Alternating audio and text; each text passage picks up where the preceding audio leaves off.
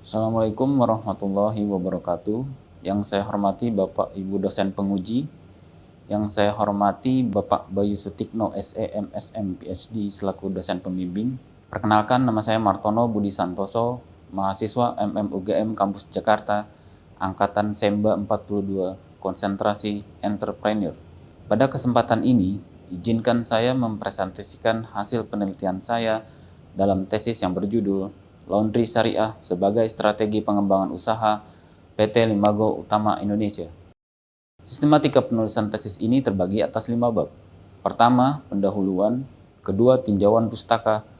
Ketiga, metode penelitian. Keempat, hasil penelitian dan pembahasan. Kelima, simpulan dan saran. Latar belakang penelitian ini terbagi atas lingkungan eksternal dan lingkungan internal. Pada lingkungan eksternal, dilatar belakangi pertama atas pencanangan Indonesia sebagai pusat ekonomi syariah pada tahun 2024 yang tertuang dalam Master Plan Ekonomi Syariah Indonesia 2019-2024 dan sejalan dengan pertumbuhan ekonomi syariah yang semakin meningkat, tumbuh sekitar 13,82% di tahun 2022 yang juga menunjukkan bahwa ekonomi syariah dapat bertahan pada masa pandemi COVID-19. Yang kedua adalah atas persaingan bisnis laundry yang semakin tinggi, yang bertumbuh diperkirakan 50% pada tahun 2021-2022, di mana peningkatan ini terjadi diantaranya karena ada perubahan tren dan peningkatan teknologi. Dari latar belakang berdasar lingkungan eksternal dan lingkungan internal, perumusan masalah yang dapat disimpulkan ialah pertumbuhan omset laundry Prestigio melambat di saat kondisi pasca COVID-19. Oleh karenanya, bagaimana perusahaan perlu membuat strategi yang dapat membantu agar pertumbuhan perusahaan yang dapat bertumbuh dan perusahaan bertahan dari persaingan bisnis laundry yang sangat ketat ini. Ada 2 pertanyaan penelitian yang akan dikaji dalam tesis ini. Yang pertama, apakah penambahan value proposition dengan konsep syariah bisa menjadi salah satu strategi pengembangan usaha dari perusahaan?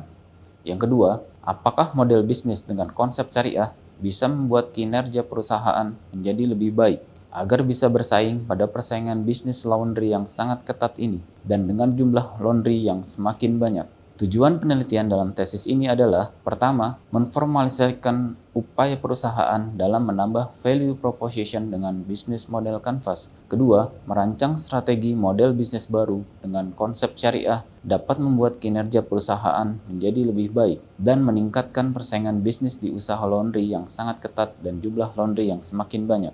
Manfaat penelitian yang dilakukan, pertama, manfaat bagi perusahaan. Penelitian ini diharapkan bisa menjadi masukan bagi perusahaan apakah dengan menambah value proposition bisa memberikan strategi baru untuk perusahaan agar bisa meningkatkan pertumbuhan omset dan menambah jumlah pelanggan baru. Kedua, manfaat bagi peneliti. Penelitian ini diharapkan dapat menjadi informasi dan kelanjutan pengetahuan khususnya dalam konsep syariah khusus untuk laundry.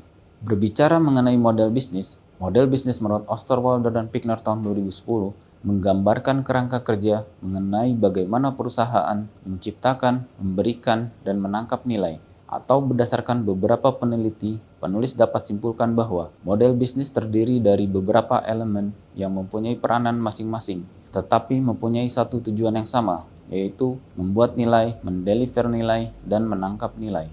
Strategi rencana bisnis. Model bisnis dapat dijelaskan dengan baik, berupa pemetaan dari masing-masing elemen untuk kemudian menyatu ke suatu tujuan perusahaan. Osterwalder dan Pickner 2010 menyatukan elemen yang terdiri dari 9 blok bangunan dasar yang saling berintegrasi dan berhubungan satu dengan lainnya, serta memperlihatkan cara berpikir tentang bagaimana sebuah perusahaan menghasilkan uang dalam konsep Canvas Business Model atau yang kita kenal dengan sebutan Business Model Canvas. Elemen-elemen rencana bisnis terdiri dari 9 blok. Yang pertama, Value Proposition. Proposisi nilai menghasilkan nilai bagi segmen pelanggan melalui kombinasi elemen-elemen yang berbeda yang memenuhi kebutuhan segmen tersebut. Menurut Osterwalder dan Pickner 2010.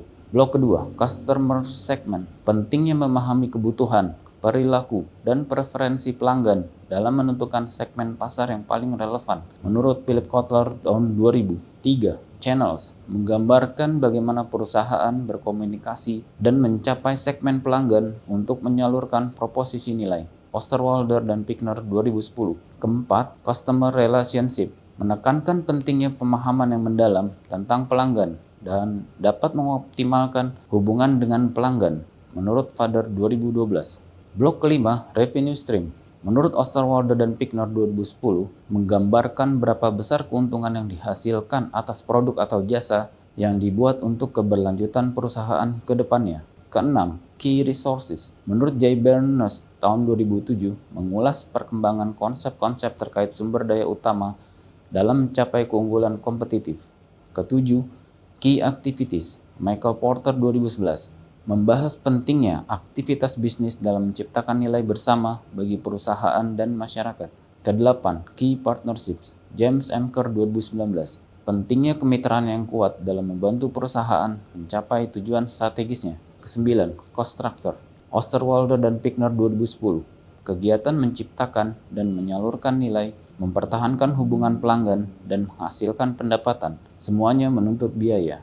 Dalam upaya perusahaan meningkatkan omset, tentu dibutuhkan strategi pengembangan usaha, yaitu proses menentukan arah yang harus dituju oleh suatu perusahaan supaya dapat tercapai segala misi, menurut Morrissey 1995. Laundry syariah yang menjadi penelitian ini adalah laundry yang berlandaskan prinsip-prinsip syariah Islam, yaitu 1. Halal, 2. Akad ijarah al-ashkhas, di mana adalah akad sewa atas jasa atau pekerjaan orang. 3. Pemisahan cucian berdasarkan najis. 4. Pemilihan polutan yang berdasarkan syariat-syariat Islam. 5. Sistem toharoh atau bersuci. Dan 6. Operasional perusahaan. Apa yang membedakan laundry umum dengan laundry syariah dapat dilihat pada gambar. Untuk proses yang dilakukan pada saat penerimaan dilakukan sesuai dengan prinsip-prinsip syariat Islam dengan memakai akad ijarah al-ashkhas atau al-ijarah ala al-amal, di mana adalah akad sewa atas jasa atau pekerjaan orang. Pada saat pensortiran juga dilakukan sesuai dengan prinsip Islam, yaitu dengan memilah pakaian yang terkena najis dan akan dibedakan pelakuannya untuk yang terkena najis sesuai dengan ketentuannya. Pada saat pengolahan juga dilakukan sesuai dengan prinsip Islam, dengan membersihkan terlebih dahulu pakaian yang terkena najis sesuai dengan ketentuan agar terbebas dari najis. Untuk proses packaging dan distribusi hampir sama dengan proses pada umumnya. Desain penelitian yang dilakukan adalah menggunakan metode kualitatif. Metode pengumpulan data dilakukan menggunakan data primer dan data sekunder. Untuk data primer dilakukan dengan survei dan wawancara. Untuk survei yaitu dengan menyebar kuesioner dengan purposive sampling sebanyak 80 responden. Dan untuk wawancara dilakukan dengan individual depth interview kepada salah satu perusahaan yang menjadi klien dan salah satu pengurus dari asosiasi perkumpulan laundry. Dan untuk data sekunder yaitu dengan kajian literatur dari buku, artikel, atau melalui internet. Hasil penelitian dilakukan dengan bisnis model bisnis canvas. Pertama, penulis sampaikan terlebih dahulu BMC atas existing business prestigio. Untuk value proposition, comprehensive laundry, yaitu pakaian, linen, hotel, sepatu, dan home cleaning. Untuk customer relationship, diberikan diskon member, free cuci alat ibadah, seperti sarung atau sejadah. Untuk channels, menggunakan pick up delivery, hotline WA, outlet, dan media sosial seperti Instagram dan TikTok. Customer segment yang dituju untuk retail, karyawan, perumahan, perusahaan, hotel, restoran, dan barber. Key activities yang dilakukan, penerimaan, pensortiran, pencucian, pengepakan, dan pengiriman. Untuk key resources, perlengkapan laundry, tenaga kerja, kendaraan pick up, delivery, kontak outlet. Key partners terdiri atas supplier, aplikasi, dan bank untuk sistem pembayaran. Untuk cost structure terdiri atas biaya operasional, biaya gaji, biaya promosi. Untuk revenue stream, pendapatan dari jasa pencucian, pendapatan dari biaya pengiriman, dan pendapatan dari biaya membership. Dari hasil penelitian dilakukan melalui peta empati didapat sebagai berikut. Untuk pens yang dihasilkan itu terdiri atas belum banyak diketahui pelanggan, belum mengetahui perbedaan laundry biasa dengan laundry syariah.